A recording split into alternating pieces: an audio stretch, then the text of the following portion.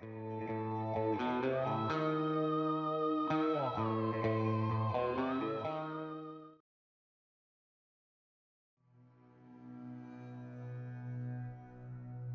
am writing this under an appreciable mental strain, since by tonight I shall be no more. Penniless, and at the end of my supply of the drug which alone makes life endurable, I can bear the torture no longer, and shall cast myself from this garret window into the squalid street below. Do not think from my slavery to morphine that I am a weakling or a degenerate. When you have read these hastily scrawled pages, you may guess, though never fully realize, why it is that I must have forgetfulness or death. It was in one of the most open and least frequented parts of the broad Pacific that the packet of which I was supercargo fell a victim to the German sea raider. The Great War was then at its very beginning, and the ocean forces of the Hun had not completely sunk to their later degradation, so that our vessel was made a legitimate prize, whilst we of her crew were treated with all the fairness and consideration due us as naval prisoners. So liberal indeed was the discipline of our captors, that 5 days after we were taken, I managed to escape alone in a small boat with water and provisions for a good length of time. When I finally found myself adrift and free, I had but little idea of my surroundings. Never a competent navigator, I could only guess vaguely by the sun and stars that I was somewhat south of the equator. Of the longitude I knew nothing, and no island or coastline was in sight. The weather kept fair, and for uncounted days I drifted aimlessly beneath the scorching sun, waiting either for some passing ship or to be cast on the shores of some habitable land. But neither ship nor land appeared, and I began to despair in my solitude upon the heaving vastnesses of unbroken blue. The change happened whilst I slept. Its details I shall never know, for my slumber, though troubled and dream-infested, was continuous.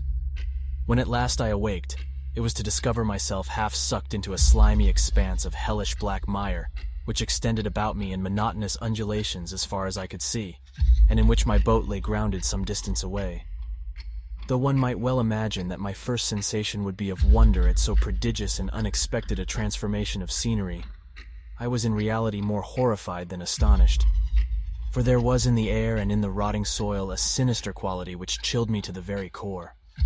The region was putrid with the carcasses of decaying fish and of other less describable things which I saw protruding from the nasty mud of the unending plain. Perhaps I should not hope to convey in mere words the unutterable hideousness that can dwell in absolute silence and barren immensity. There was nothing within hearing, and nothing in sight save a vast reach of black slime. Yet the very completeness of the stillness and the homogeneity of the landscape oppressed me with a nauseating fear.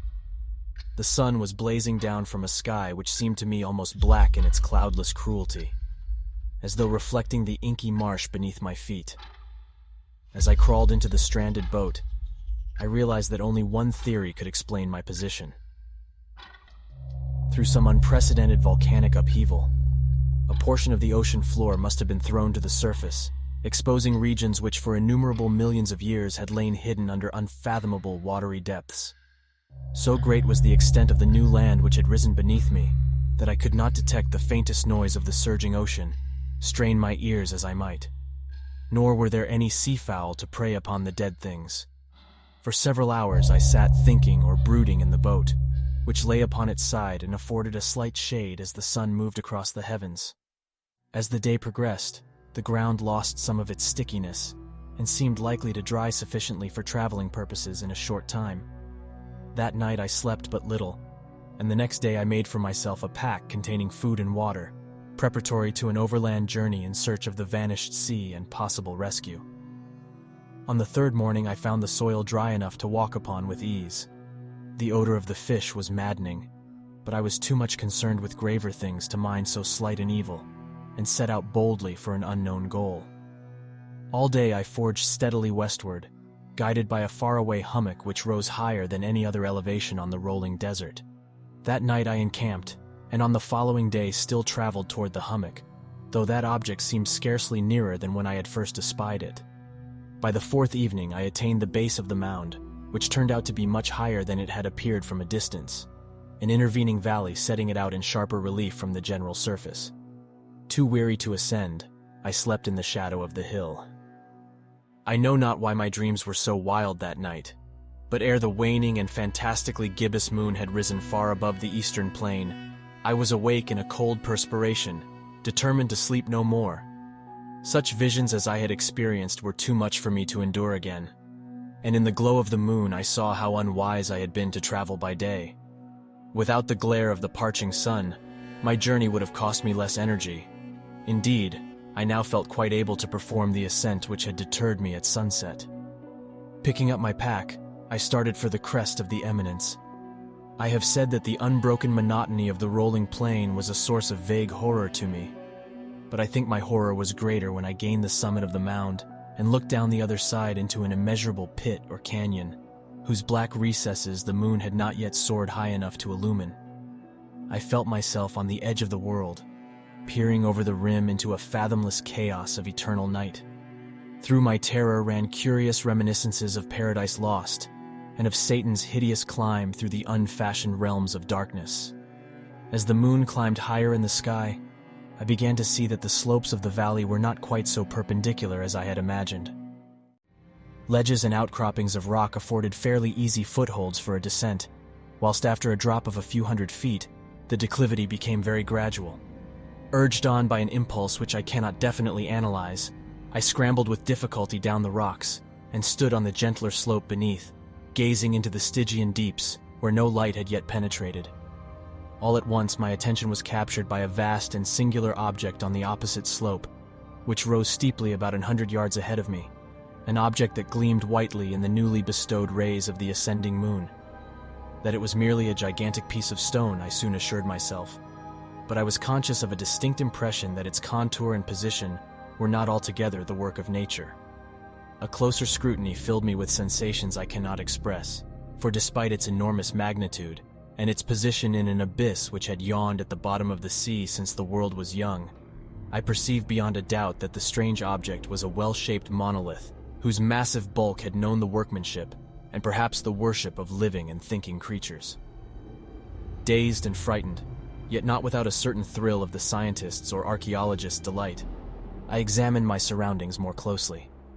The moon, now near the zenith, shone weirdly and vividly above the towering steeps that hemmed in the chasm, and revealed the fact that a far-flung body of water flowed at the bottom, winding out of sight in both directions, and almost lapping my feet as I stood on the slope. Across the chasm, the wavelets washed the base of the Cyclopean monolith, on whose surface I could now trace both inscriptions and crude sculptures.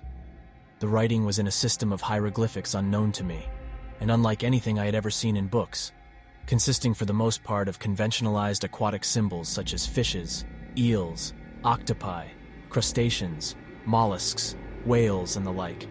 Several characters obviously represented marine things which are unknown to the modern world, but whose decomposing forms I had observed on the ocean-risen plain.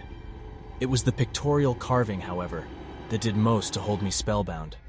Plainly visible across the intervening water on account of their enormous size were an array of bas-reliefs whose subjects would have excited the envy of a Dor. I think that these things were supposed to depict men, at least a certain sort of men, though the creatures were shown disporting like fishes in the waters of some marine grotto, or paying homage at some monolithic shrine which appeared to be under the waves as well. Of their faces and forms I dare not speak in detail, for the mere remembrance makes me grow faint. Grotesque beyond the imagination of a Poe or a Bulwer, they were damnably human in general outline, despite webbed hands and feet, shockingly wide and flabby lips, glassy, bulging eyes, and other features less pleasant to recall. Curiously enough, they seemed to have been chiseled badly out of proportion with their scenic background, for one of the creatures was shown in the act of killing a whale represented as but little larger than himself. I remarked, as I say, their grotesqueness and strange size, but in a moment decided that they were merely the imaginary gods of some primitive fishing or seafaring tribe, some tribe whose last descendant had perished eras before the first ancestor of the Piltdown or Neanderthal man was born. Awestruck at this unexpected glimpse into a past beyond the conception of the most daring anthropologist, I stood musing whilst the moon cast queer reflections on the silent channel before me. Then suddenly I saw it. With only a slight churning to mark its rise to the surface, the thing slid into view above the dark waters. Vast, Polyphemus-like, and loathsome, it darted like a stupendous monster of nightmares to the monolith, about which it flung its gigantic scaly arms, the while it bowed its hideous head and gave vent to certain measured sounds. I think I went mad then. Of my frantic ascent of the slope and cliff, and of my delirious journey back to the stranded boat, I remember little. I believe I sang a great deal, and laughed oddly when I was unable to sing.